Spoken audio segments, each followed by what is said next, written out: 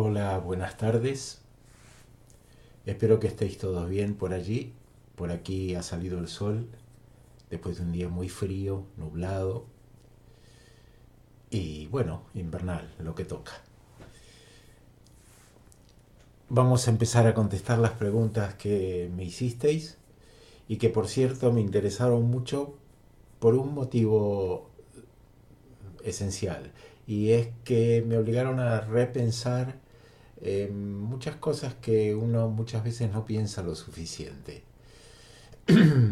y analizar la propia obra a través de vuestras preguntas. Es un ejercicio interesante, divertido os agradezco sinceramente las preguntas. Me parecieron muy discutidas, muy acertadas y bueno, ya haré un comentario final al respecto, pero creo que para mí es un gusto inmenso que os hayan agradado los poemas y que os hayáis metido tan intensamente a estudiarlos. Bueno, comenzamos. Primero quiero pediros disculpas por la pronunciación de algunos nombres, que seguramente los pronuncio muy mal. Ya me lo diréis. Eh, Abre el fuego Erquía con una pregunta que dice así. Hay mucha añoranza y nostalgia en tus poemas. ¿Hasta qué punto están relacionados con tu destierro? Bien, después de tantos años de vivirlo, el destierro pasa a ser mi lugar en el mundo. Aunque ahora me considere no un desterrado, sino un no desexiliado, ya que puedo volver a mi país de origen desde el año 83, cuando se instaló la democracia o la llamada democracia en la Argentina. Te diré, Erquea, que yo siempre fui un nostálgico. Eh, Te voy a contar una anécdota. Una vez a los 15 o 16 años estaba con un amigo, un íntimo amigo mío y mis padres.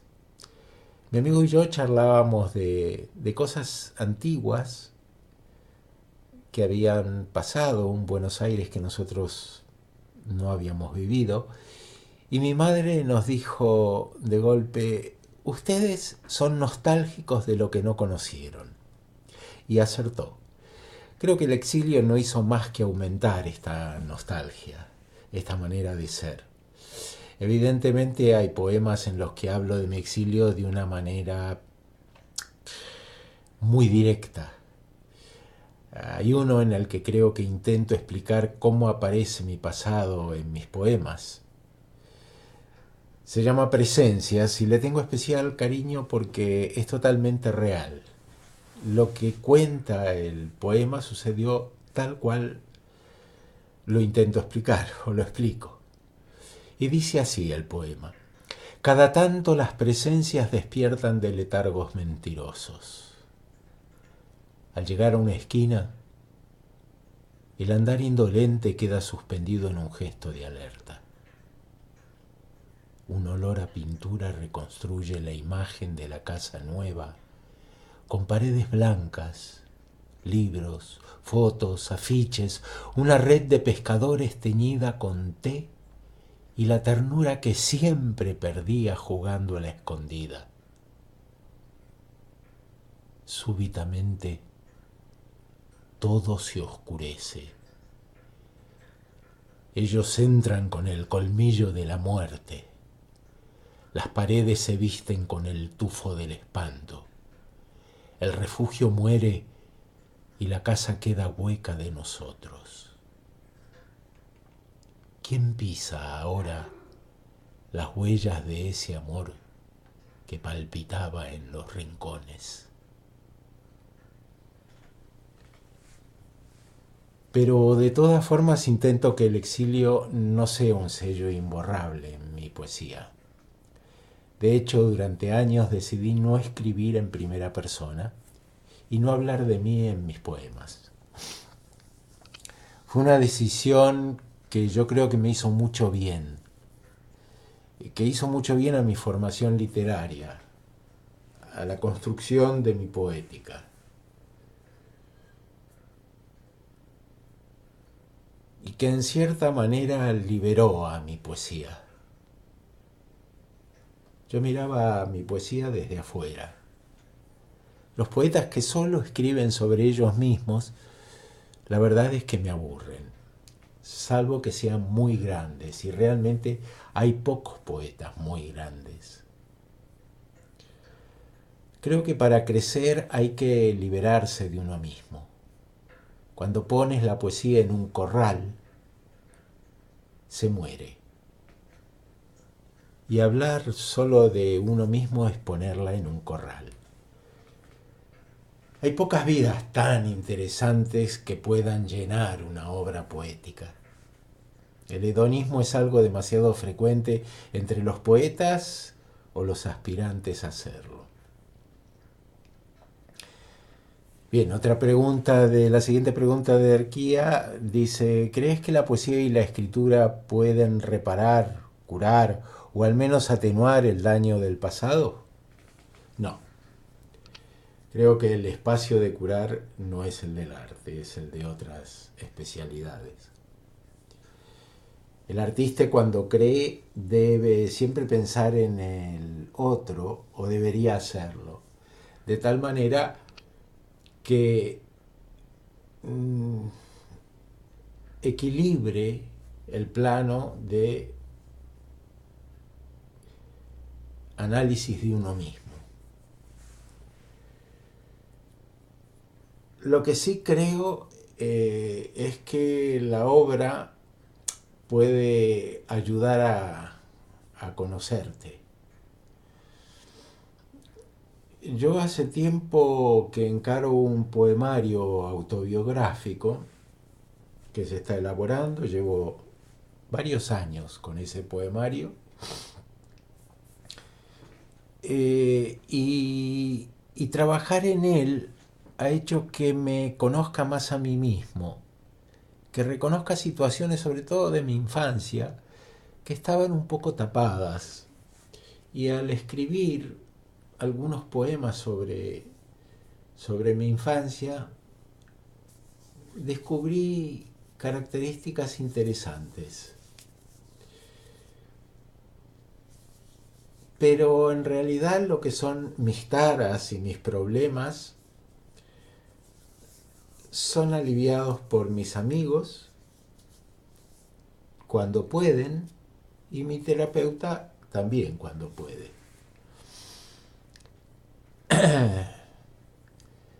Una primera pregunta de Fatin. Fatin me dice, para empezar, quiero decir que es una oportunidad maravillosa poder comunicar contigo y es un honor. Es mutuo eso, Fatin. Ya os lo comenté, que realmente para mí es un placer poder compartir este tipo de charlas con vosotras. Me preguntas cómo decides que un poema no está a la altura para salir a la luz. ¿Es una decisión personal o algunas personas también los leen y te dan sus opiniones? En el caso de que sea una decisión personal, te sugiero que invites a un lector de confianza para que los lea también, porque estoy segura de que tu papelera es una cueva de Alí Baba llena de tesoros literarios. ¡Ay, Fatina! Efectivamente, mi papelera es una cueva de Alí Baba. Está llena de ladrones. Si hurgaras en mi poesía, en la poesía que habita mi papelera, te darías cuenta de que mi autocrítica no peca por exceso, de ninguna manera. Creo que al contrario. Hay mucha porquería, poemas sin sentido, repeticiones, faltas de imaginación, obviedades, metáforas facilonas, mucha porquería que habita mi papelera. Mis poemas no acabados solo los lee a veces mi compañera, que también es muy rigurosa, bastante más rigurosa que yo. A veces tardo meses o años en acabar un poema. Y muchas veces después de de meses de releerlo, decido que no vale la pena y va a la papelera, que sonríe satisfecha como diciendo: al fin, nen, ¿cómo has tardado en darte cuenta? Creo que en un poeta es mucho más importante la goma de borrar que el lápiz. Releo un poema muchas veces, muchas veces. Suele suceder que hay una palabra que no me gusta porque rompe el ritmo de los versos o no expresa lo que yo quiero, y puedo estar muchas horas buscando un sinónimo hasta que, si no lo encuentro, cambio la frase, recurro a una metáfora o a una imagen. Solo he editado 2 libros y he tardado mucho tiempo en darlos por terminados. Cuando los releo buscando algún poema, siempre encuentro algún fallo, siempre. Pero creo que una cosa es la obsesión perfeccionista y otra la imposibilidad de desprenderse de la obra. Llega un momento en el que debes decir ya está y darla por acabada. Fatine también me pregunta: en el vídeo que nos enviaste me llamó la atención el hecho de que la papelera del ordenador se traga una parte importantísima de tu obra. ¿Eso quiere decir que eres un poeta muy perfeccionista? Si te contara cuántas veces he releído estas respuestas a vuestras preguntas. Yo tengo un amigo muy buen poeta con el que siempre discuto por este tema. Él lleva varios libros publicados y es bastante más joven que yo, o menos viejo que yo. En general, él escribe el poema de corrido. Y corrige poco o no corrige. Cuando acaba de escribirlo, lo da por acabado. Lo da por terminado. Yo no puedo. Yo creo que la poesía es algo muy especial, donde la metáfora, el doble significado, el ritmo, la sonoridad de las palabras juegan un papel fundamental, y yo no soy capaz de resolver de golpe todos estos ítems. Me superan. Soy un escritor lento. Imán me pregunta: ¿hasta qué punto crees que un autor puede desnudar su alma ante sus lectores? ¿O eres más bien partidario de cierto pudor literario? Sí, soy más partidario de cierto pudor literario. Has metido el dedo en la llaga, Imán. Creo que de todas formas eso es algo tremendamente personal y no depende del arte, sino de la psiquis del artista, que nunca es igual a la de otro artista. Personalmente me resultan molestos los desnudos totales de alma en algunos temas, sobre todo en los que se refieren al sufrimiento. A veces hay un excesivo regodeo que resulta obsceno sobre los males de amor o las enfermedades propias. Creo que es como en la vida real. A mí me resulta pesada la gente que solo habla de sus problemas. No sé si llamarlo pudor literario, pero soy más partidario de la discreción, la insinuación, el tratamiento metafórico. Además, creo que muchos artistas deberían ocuparse un poco más del sufrimiento ajeno y no tanto del propio.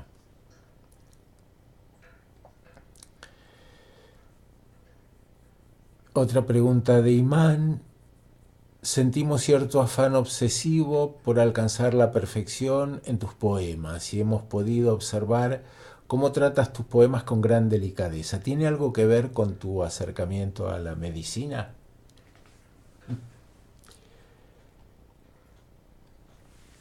No sé qué decirte, Imán. Yo dejé la medicina porque no podía compatibilizar mi beta artística con el ejercicio de esa profesión. De todas maneras, supongo que los 6 años de estudiante y los 8 años de ejercicio algo habrán influido, aunque yo personalmente no me lo noto.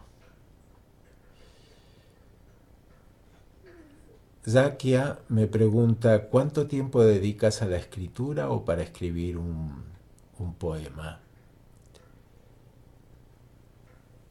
Trabajo en la escritura un mínimo de 5 horas diarias, lo que no quiere decir que esté escribiendo las 5 horas.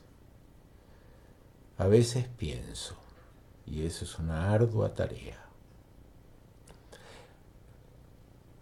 Otra pregunta de Zakia es ¿en qué momento del día escribes? En cualquier momento, pero en general de día. Yo soy ave diurna. Comienzo a trabajar 8:30, 9 de la mañana y 5 minutos después la cosa ya está liada. Pero hablando de horarios y tiempos, me parece que estoy dando una imagen un tanto germánica, estricta de mi trabajo, y no es así. Yo comienzo a trabajar temprano, entre las 8:30 y las 9, pero una hora después puede estar cortando la hoja seca de un árbol que he visto por la ventana, o dándole de comer a la gata, o paseando a mis perros, o metido en el taller tallando un trozo de tronco. Sucede que, de todas formas, cuando hago estas otras tareas, el, el tema en el que estoy trabajando sigue hirviendo dentro de mí y sigo pensando soluciones o enfoques que pudiera darle a algo que estoy escribiendo. O sea, no, es difícil evaluar las horas de trabajo cuando uno trabaja de la manera en que trabajo yo. Porque es cierto que puedo estar por ahí aparentemente paveando sin hacer nada y bueno, y estoy pensando en ese sinónimo que no encuentro, en esa palabra, en esa metáfora que no representa bien la imagen que yo quiero. Anastasio me pregunta, me dice, tus poemas están muy condensados, buscan expresar sentimientos y emociones con un mínimo de palabras. Sí, efectivamente es así. Y me preguntas, ¿esos poemas son fruto de un largo periodo de maduración? ¿Cuánto tiempo te lleva escribir un poema? ¿Días? ¿Meses? Yo me alegro mucho de que se note la condensación de mis poemas, Anastasio, porque el poema corto es siempre mi objetivo.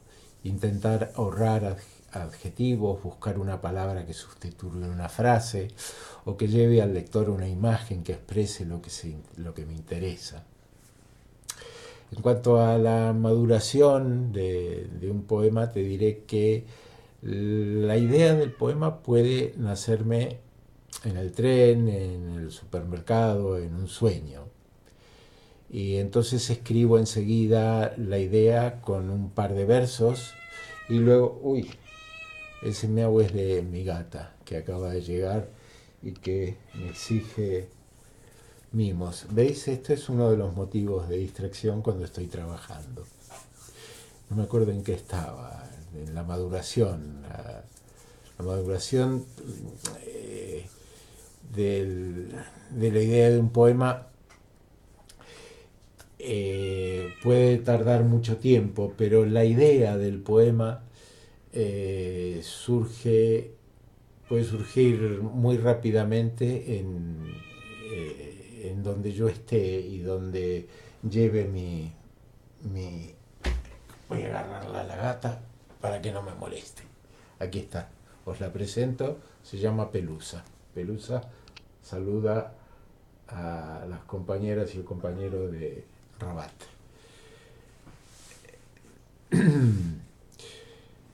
La idea del poema no es en general fruto de un largo periodo de maduración.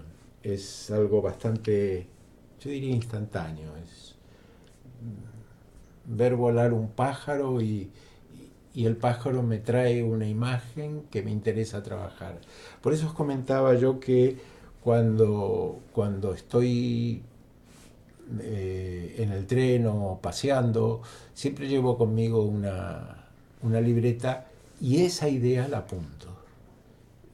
A veces la apunto en forma de versos, o sea, apunto un verso, dos, tres, cuatro, y ya tengo la guía como para trabajar el poema.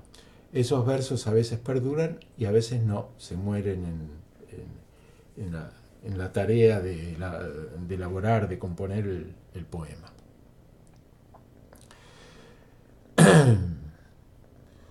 Bahía me pregunta cómo se compaginan la poesía y la música en tu vida, qué lugar ocupan.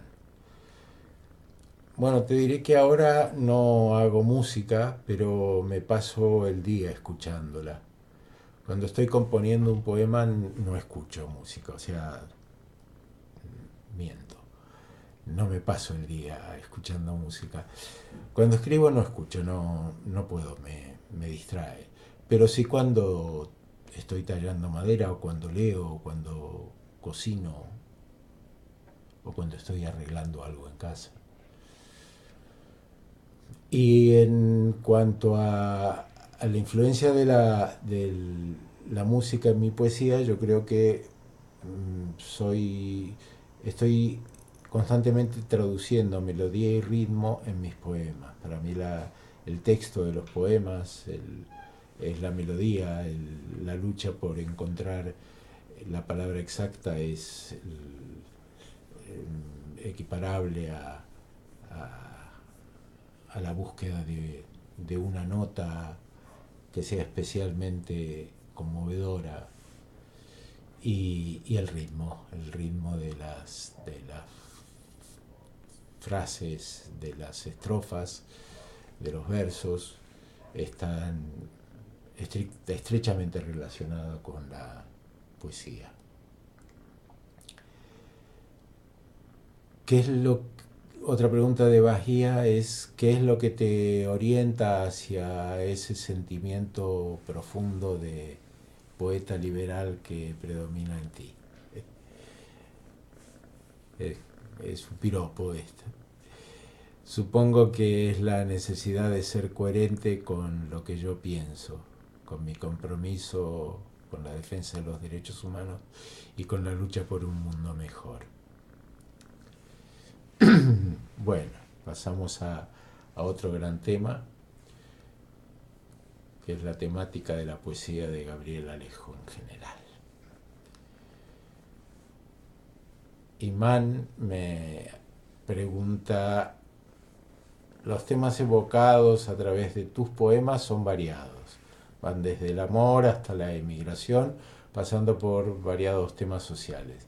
¿Qué causas o temas te preocupan y te faltan por escribir? Bueno, yo creo que todo cambia constantemente y entonces llega el invierno, nace una niña, tropieza un nieto, se hunde una patera, cae una hoja. Si uno es sensible a lo que sucede en el mundo que lo rodea, siempre le faltarán temas por escribir. ¿Cuáles son los temas que te inspiran más? Me pregunta Sakia. Creo que no hay temas que me inspiren más o menos. Según el momento, un tema me resultó absolutamente intrascendente, un tema que me resultó absolutamente intrascendente puede ser el más inspirador. Sí es cierto que hay algunos que no me interesan en absoluto, como los amores de una famosa o el fútbol o el jarrón que le gusta a la reina. La reina tampoco me interesa en absoluto y el rey tampoco. En tus poemas se siente cierta nostalgia. ¿Hasta qué punto influye tu historia personal en la elaboración de tus poemas? Me pregunta Anastasio. Bueno, se te anticipó Arquía con esta pregunta, Anastasio. Aunque no es exactamente igual a la tuya, creo que he contestado a ambas. En el proceso de la creación poética, ¿te inspiras mayormente en tus experiencias personales? Me pregunta Zakia. Como le comentaba Arquía, intento no escribir solo sobre mis experiencias personales. En números, contando mis poemas, hay poco más de un 50% de mis poemas que hablen de mí.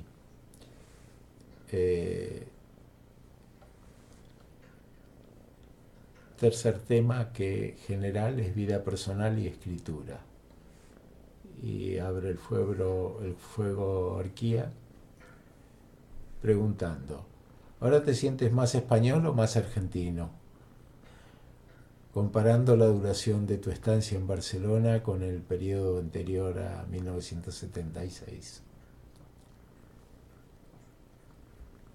Yo me siento el habitante de una fina línea que vendría a ser el exilio.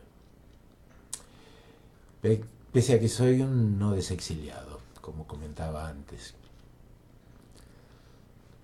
En lo que hace al lugar de los afectos, me da repelús la palabra patria, Cataluña ocupa el presente y la Argentina los recuerdos. Dicho así, parece muy poético, pero hasta llegar a esta síntesis tuve que pasar muchos años de vaivenes emocionales.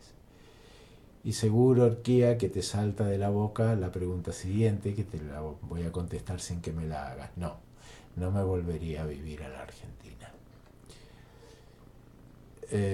Bahía me pregunta por qué elegiste España para vivir y no otro país latinoamericano. Bueno, en el momento en que nos fuimos no había mucho tiempo para elegir. En Barcelona teníamos amigos que nos alojaron y fue una suerte poder vivir allí. Aquí. Latinoamérica en ese momento era una olla a presión y no solamente la Argentina tenía los problemas de persecución que sufrimos nosotros. Todo el cono sur estaba atrapado. Arquía me pregunta sobre mis instrucciones para llegar a ser un poeta famoso. Y me dice en tu blog, estos versos traducen mucho enfado y una dosis de ironía o humor negro satírico. Y contiene un vocabulario al límite de lo poético. En mi punto de vista es diferente de tus otros poemas. ¿Está dirigido a una categoría de poetas en especial o lo diriges a alguien en concreto? Mira, aquí ya te diré cómo se dice en las series televisivas y las películas, pero al revés. Los personajes que aparecen en este poema son absolutamente reales. Cualquier parecido con la vida real no es nada casual. No está dirigido a nadie en concreto, porque hay cientos de esos personajes que describo.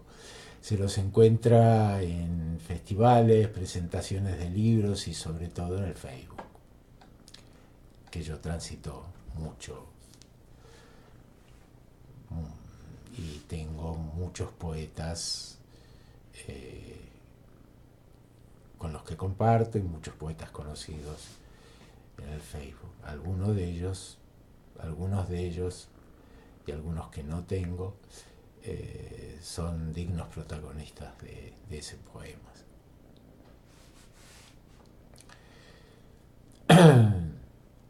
Esther me pregunta, ¿qué consejos darías a un poeta en general? ¿Qué decálogo le legarías? Creo, Esther, que nunca le di consejos a mis hijos, menos lo haría con poetas. Tal vez la única recomendación que le daría a alguien que me lo pidiera es que lea mucho a los buenos poetas consagrados por la solera de los años, los así llamados poetas clásicos, y que escribiera durante muchas horas pocos poemas. Otra pregunta de Esther es ¿Qué poemas han cambiado tu vida? Creo que poemas ninguno, pero mi amor por la poesía me lo despertaron mi madre y un queridísimo profesor de literatura que tuve en el instituto, que se llamaba Guillermo Ara. Eh, y, y de mis lecturas amo a los poetas del siglo de oro, a los de la generación del 27 y bueno, a poetas como argentinos como González Tuñón, y me gustaría escribir como Cortázar, gran poeta por cierto. Unas preguntas sobre algunos poemas. Abrezakia preguntándome los temas que elige, diciéndome que los temas que elige son variados, algunos son sorprendentes. En los poemas El hombre de la tos o La vecina coja eliges a personas comunes sacadas de la cotidianeidad, pero los hace salir de lo común gracias al estilo y la musicalidad de los versos. ¿Cómo creas esas metáforas? Creo que en algún momento comenté que me sentía como un pintor paisajista. El hombre de la tos era un señor que estaba sentado frente a mí en el tren. Obeso, bronquítico crónico, con una clara dificultad para respirar. Se lo veía bastante ansioso cuando se sentó. Y esa ansiedad y esa dificultad respiratoria le duró hasta que sacó una lupa inmensa y un libro. Y en el momento de comenzar a leer con esa lupa inmensa, se tranquilizó. A la anciana vecina coja la vi un día por la calle y tal vez la expresión de su cara me contó la pequeña historia del poema. Su rostro era muy bello y muy triste. Bueno, te he contado la historia de los dos poemas. Ahora tú puedes pasarlos a poesía, como lo hice yo. Ese es uno de los secretos. Así lo hice. Creo que el secreto de las metáforas está en que representen imágenes de fácil acceso, que no sean vulgares o simplonas, pero que sean comprensibles a través de esas imágenes que despiertan y que dejen abierto el verso para que sea el lector el que lo interprete. Estoy absolutamente seguro de que a ti se te representan otras imágenes que las que se me representan a mí. Fatin me pregunta también diciéndome lo que me fascina en tus poemas es que a veces son cortos, pero con palabras y sentidos tan condensados que se pueden comentar durante horas. La talla, el hombre de la tos, es magnífico y me imagino que necesita cierta maestría y madurez para lograrlo. Además, no siempre se interpretan de la misma manera, cada uno los entiende según su perspectiva. Sí. Te confieso, Fatin, que gran parte del trabajo que pongo en los poemas radica en borrar palabras. Comienzo a escribir un poema y el primer texto tiene por lo general el doble de largo que el texto final. Creo que empleamos demasiadas palabras para expresar una idea. Y hay que encontrar la palabra justa o intentarlo para no necesitar adjetivar.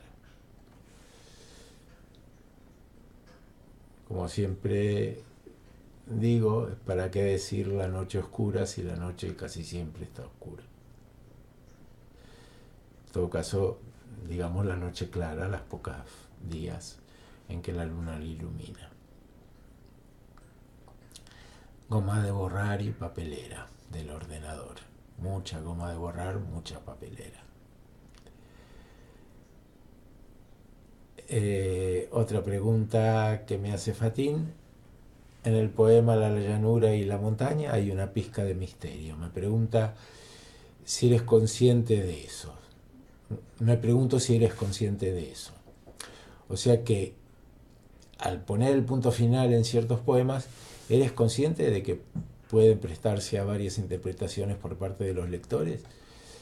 Si tu respuesta es positiva, te pregunto también si es importante para ti que el lector llegue a la misma interpretación que tenías en mente a la hora de escribir. Soy consciente y realmente no pretendo que el lector llegue a la misma interpretación que la mía. Evidentemente hay algunos poemas en los que me interesa provocar algún tipo de reacción determinada y si no la provoco creo que he fracasado. Esto es válido sobre todo para los poemas de denuncia. Si alguien leyera 20N y pensara que es un elogio a Franco, entonces algo habría fallado. También soy consciente de que algunos poemas tienen imágenes más difíciles de entender que otros. En La llanura y la montaña es un poema que habla de un exiliado que viene de una inmensa llanura donde el horizonte siempre es algo muy, muy, muy, muy lejano y llegas a ver el horizonte sin ninguna interrupción. Y ese exiliado de vivir allí pasa a vivir en una ciudad que puede ser vista desde la montaña que la limita.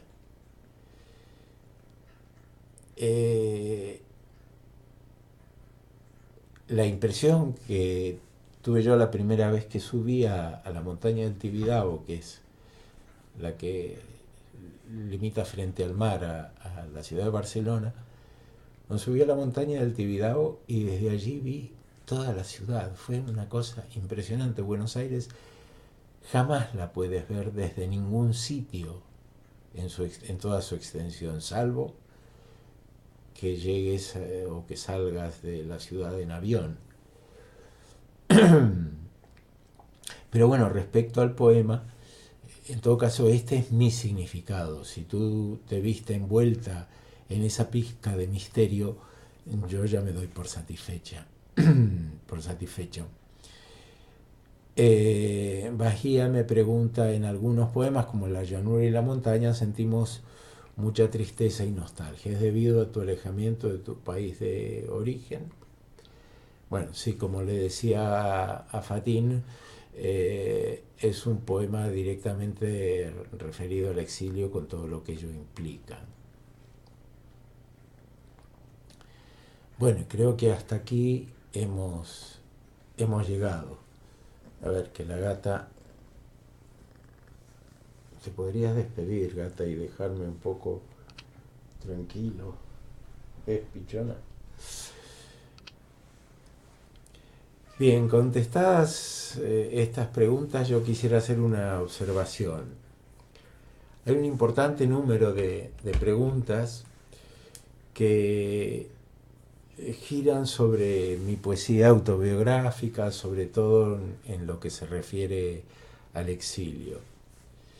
Sin embargo, el número de poemas autorreferenciales que he escrito, todos los poemas que hablen de mí, con exilio o sin exilio, es poco mayor al 50%.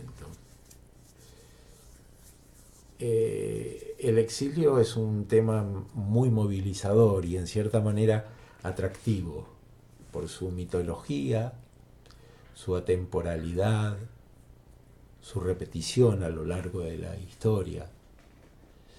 Muchas familias tienen algún miembro que ha sufrido el exilio y las historias de este miembro quedan grabadas siempre en el recuerdo familiar, digamos, en la historia familiar. El exilio despierta en mucha gente un sentimiento de cariño y solidaridad.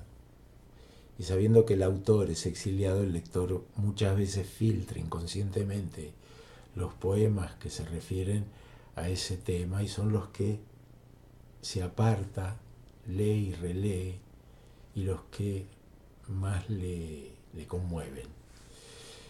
Esto no es de ninguna manera un juicio de valor hacia el lector, es simplemente una observación que surge de lo experimentado en esta y en otras entrevistas que me han hecho y que he leído que le hacen a otros exiliados y donde el tema siempre es un tema que está presente.